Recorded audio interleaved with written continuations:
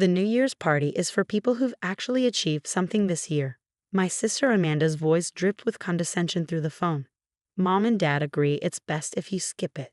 We don't want you feeling uncomfortable. I gripped my coffee mug tighter, staring out the window of my modest apartment. At 32, I was the family disappointment, or so they thought. My name is Olivia Chin, and my family had no idea that I was the anonymous angel investor they'd been desperately trying to meet for the past 3 months. Uncomfortable? I kept my voice neutral, years of practice hiding my emotions. Well, Amanda continued, everyone's celebrating their successes. Dad's expansion project, Mom's new charity foundation, my luxury spa chain. And you're still just managing buildings. But she only knew those buildings were actually a vast portfolio of prime commercial properties I'd quietly acquired over the past decade. My family thought I was a simple property manager, too focused on work to live life, as they put it. I see, I replied calmly. And this decision is final. Don't be dramatic, Olivia. Focus on building something meaningful like the rest of us. Then maybe next year you'll have something to celebrate too. After hanging up, I opened my laptop and clicked on a folder labeled Project Phoenix. Inside were all the details of my family's dream project, a luxury residential complex they'd been planning for years. The same project that had mysteriously received backing from an anonymous investor 3 months ago. The investor they'd never met. Me. My father had been ecstatic when the funding came through, telling everyone how his reputation had attracted serious investors. My mother bragged at her charity events about the family's business acumen. Amanda had already started designing the spa she planned to open in the complex. None of them knew I was behind it all. I'd worked silently for years, turning my property management skills into an empire. While they dismissed my career choices, I was building something extraordinary. Every time they excluded me from family events or belittled my achievements, I invested more, worked harder, grew stronger. My phone buzzed with a text from my mother. Darling, about New Year's. You understand, right?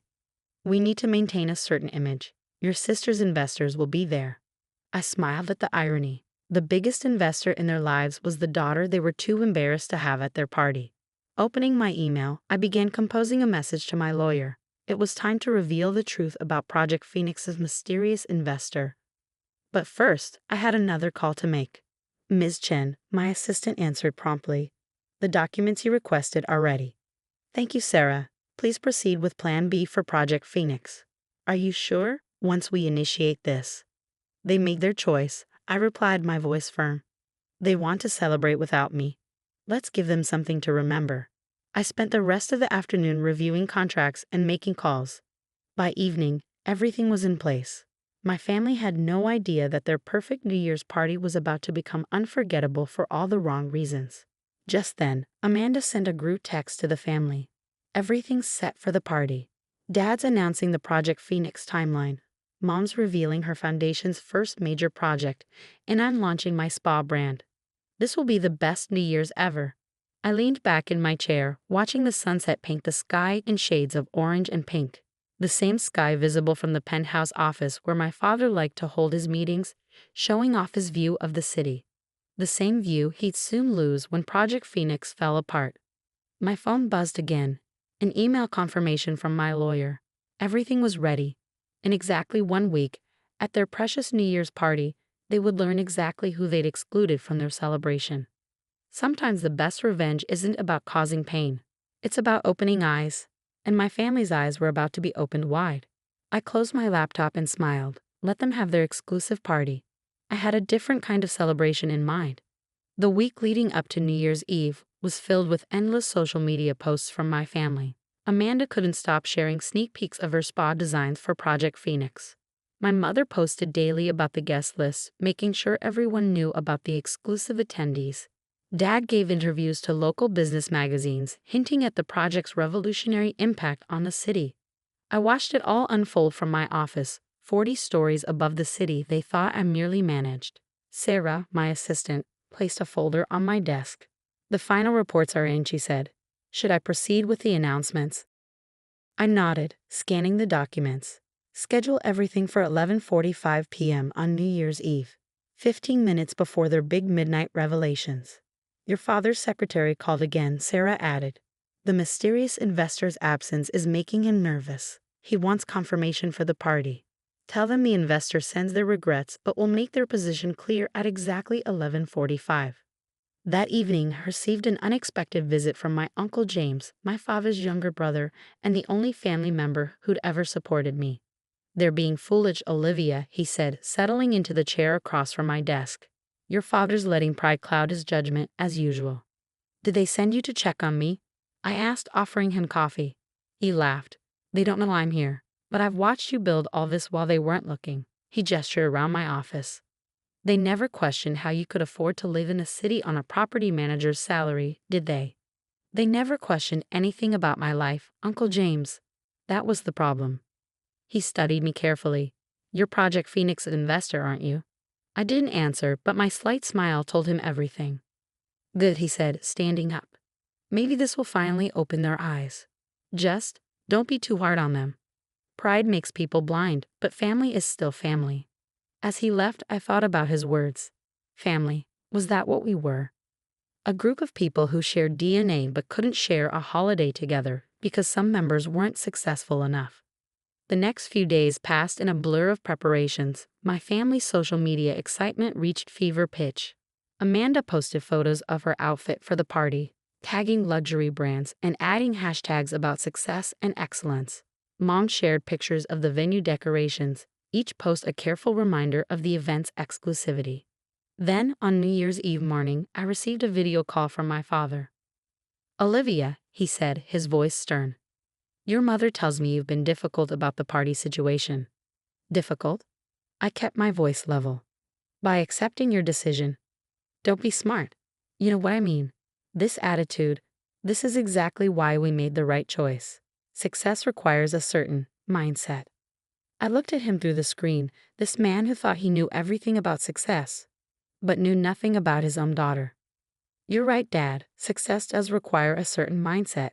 And at 11:45 tonight, you'll learn exactly what that mindset looks like." "What's that supposed to mean?" His brow furrowed. "Enjoy your party, Dad. I'm sure it will be unforgettable." I ended the call and turned to Sarah, who'd been waiting with another stack of documents.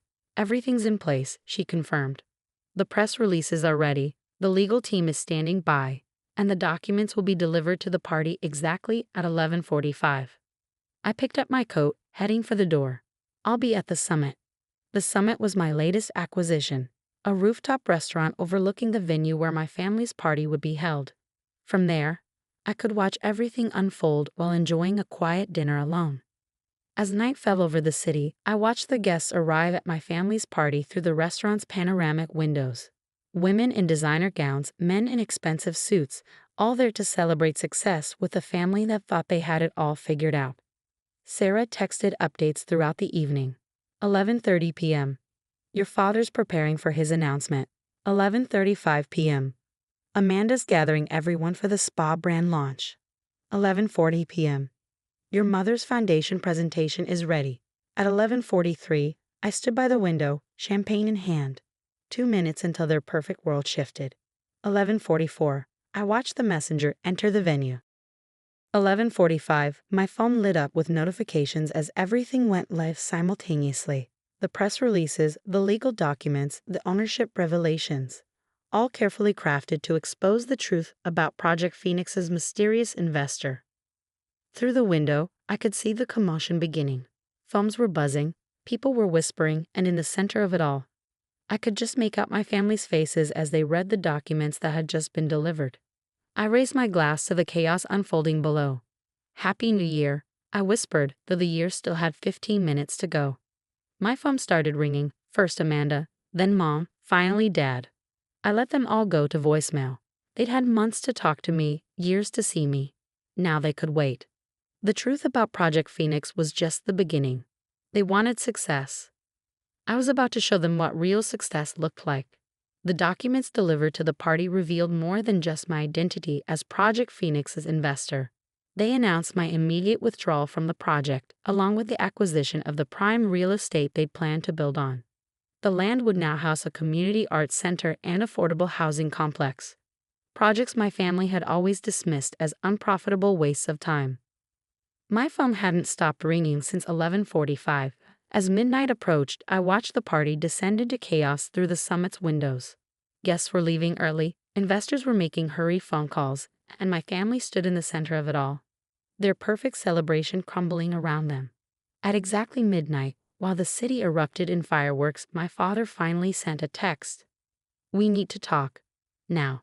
I replied with an address, the summit, and waited.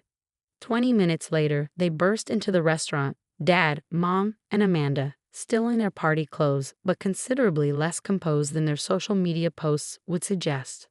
"How could you do this to us?" Amanda's voice shook with rage. "Do you know how many investors were at that party? How embarrassing this is." Embarrassing? I set down my champagne glass. Like being told you're not successful enough to attend a family celebration. "This is different." Mom stepped forward. "We were protecting you from feeling out of place among successful people. We didn't deliberately sabotage you." I laughed, the sound echoing through the empty restaurant. "Protecting me? Let me show you something." I led them to the window, pointing at the city below.